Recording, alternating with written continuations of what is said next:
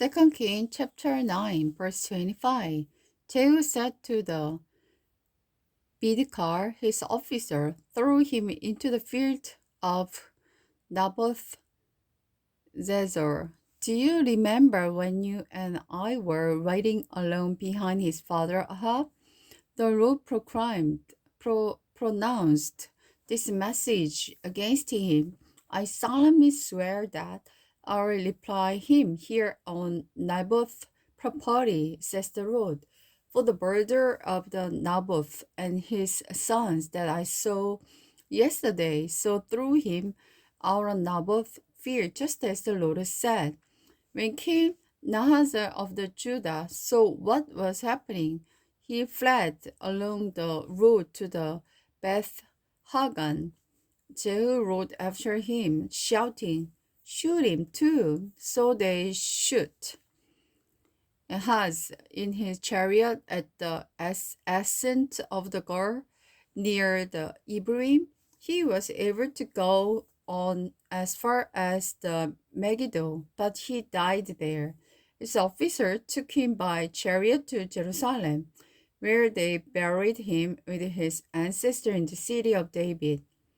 Azar's reign over Judah had begun in the 11th years of King Joram's reign in Israel, the death of Jezebel.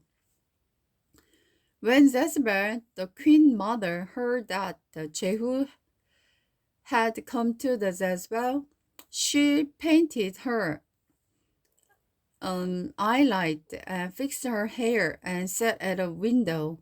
When Jehu entered the gate of the palace, she shouted at him, "Have you come in peace, you murderer?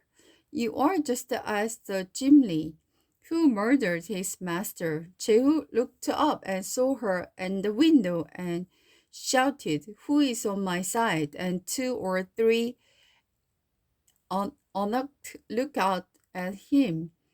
"Throw her down," Jehu yelled, so they threw her out the window. Some of her blood spattered against the wall and the old horses, and Jehu trampled her body under his horses' hooves. When Jehu went into the palace and ate and drank, afterward he said, "Someone go and bury this cursed woman, so she is the daughter of the king." But when they went out to bury her they found only her skirt, her feet, and her hands. When they returned and told Jehu, he stated, "This fulfills the message from the Lord, which he spoke through his servant Eliza from Tishbu. At the plot of the land, a Jezebel dog will eat Jezebel's flesh. Her body will be scattered like a dung on the field of Jezebel, so that no one will be able to recognize her." Jehu killed Ahab's family. Now Ahab had 70 sons living in the city of Samaria, so Jehu wrote a letter and sent copy to Samaria to the officer of the city, to the elder of the people, and to the guardians of the king Ahab's son. The letter said, "The king's sons are with you, and you have at your disposal chariot, hope, a fortified city, and weapon. As soon as you receive this letter, select the best qualified of King Ahab's son to be your king and prepare to fight for Ahab's dynasty." But they were paralyzed with fear and said, "The king couldn't stand against this man. What can we do?" So the palace and the city administrator, together with the other leader and the guardians of the king's son, sent this message to Jehu: "We are your servant and will do anything you tell us. We will not make anyone king. Do whatever you think is best." Jehu responded with a second letter: "If you are on my side and are going to obey me, bring the head of the king's son to be Jezebel at about the time tomorrow." Now the 70 sons of the king were being cared for by leader of Samaria, where they have been raised since childhood. When the latter arrived, the leader killed all 70 of the king's sons. They placed their head in basket and present to the Jehus Jezebel.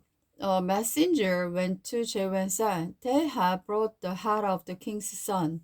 So Jehu ordered, "Pile them in two heaps at the entrance of the city gate and leave them there until morning."